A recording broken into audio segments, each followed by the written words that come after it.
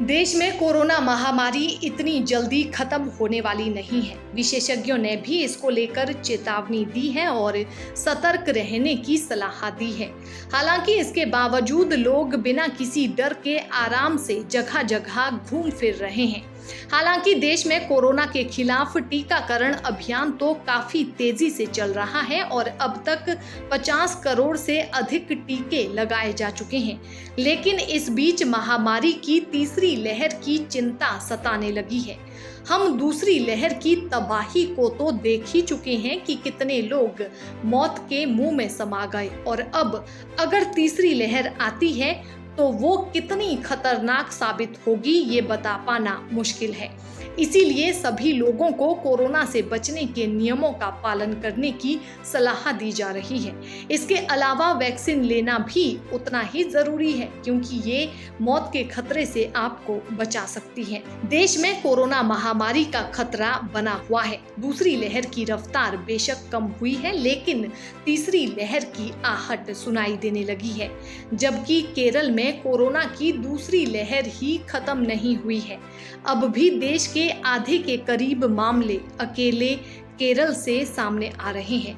रोजाना 20,000 के करीब मामले अकेले केरल में रिकॉर्ड किए जा रहे हैं। तो क्या इस बार देश के दक्षिण से तीसरी लहर की दस्तक सुनाई देने वाली है? क्या दक्षिण के इस राज्य से कोरोना की तीसरी लहर की शुरुआत होगी? कोरोना का एपिसेंटर बना केरल क्या देश में महामारी की तीसरी लहर की वजह बनेगा? ये बड़ा सवाल है। पिछले कई दिनों से केरल में रोजाना 20,000 के करीब मामले सामने आ रहे हैं, जबकि पूरे देश में 40,000 के करीब संक्रमण के मामले सामने आ रहे हैं। यानी पूरे देश के आधे के करीब मामले अकेले केरल से सामने आ रहे हैं। दूसरी लहर खत्म होने के बाद अब कोरोना वायरस महामारी की तीसरी लहर की आशंका जताई जा रही है। माना जा रहा है कि वायरस के नए वेरिएंट डेल्टा प्लस बेहद खतरनाक साबित हो सकते हैं। हालांकि वैक्सीनेशन के दोनों डोज लेने के बाद इसके खतरे को काफी हद तक टाला जा सकता है। कोरोना वायरस महामारी के पहले चरण के बाद हम सभी को लगा कि हमने इसे हरा दिया है, लेकिन दूसरी लहर ने बता दिया कि हमें पहले से और सतर्क रहना है। अब हर जगह तीसरी लहर की बात होने लगी है। ऐसे में अब ये समझना जरूरी है कि हमारे सामने अब किस तरह की चुनौतियां होंगी, इससे निपटने की क्या रणनीति होनी चाहिए। हम सभी ने दूसरी लहर के कोहराम को देखा है। ये बेहद दुर्भाग्यपूर्ण था। कोरोना वायरस के डेल्टा वेरिएंट की वजह से इतनी बड़ी चुनौती का सामना करना पड़ा। पहली बार इसे अक्टूबर 2020 में पहचाना गया था और फिर अप्रैल मई 2021 के दौरान शहरों और ग्रामीण इलाकों तक इस लहर का पीक देखा गया है।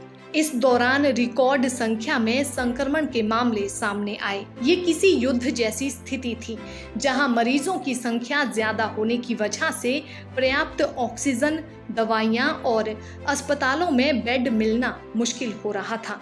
ऐसे हजारों मामले सामने आए जहां लोगों को दवाइयों के लिए खुद पर ही निर्भर रहना पड़ा। इसके बाद फंगल इन्फेक्शन नाम से एक और चुनौती खड़ी हो गई। दूसरी लहर ने हम सभी को इस बात पर सोचने को मजबूर किया है कि दवाइयों की व्यवस्था क्या होनी चाहिए, हमें आगे की चुनौतियों से निपटने के लिए क्या तैयारी रखनी चाहिए, ऑक्सीजन सप्लाई कैसे सुनिश्चित करनी है। कई ऐसी दवाइयां रही जो पहले कारगर थी, लेकिन बाद में पता चला कि ये प्रभावी नहीं है। कुल मिलाकर दूसरी लहर में बीमारी के इलाज को लेकर गाइडलाइंस में भी कई तरह के बदलाव देखने को मिले। तीसरी लहर से अगर आप खुद को सुरक्षित रखना चाहते हैं तो कोरोना नियमों का पालन करने के साथ वैक्सीन के दोनों डोज लेना भी बहुत जरूरी है। ये काफी हद तक तीसरी लहर से आपकी सुरक्षा कर सकता है।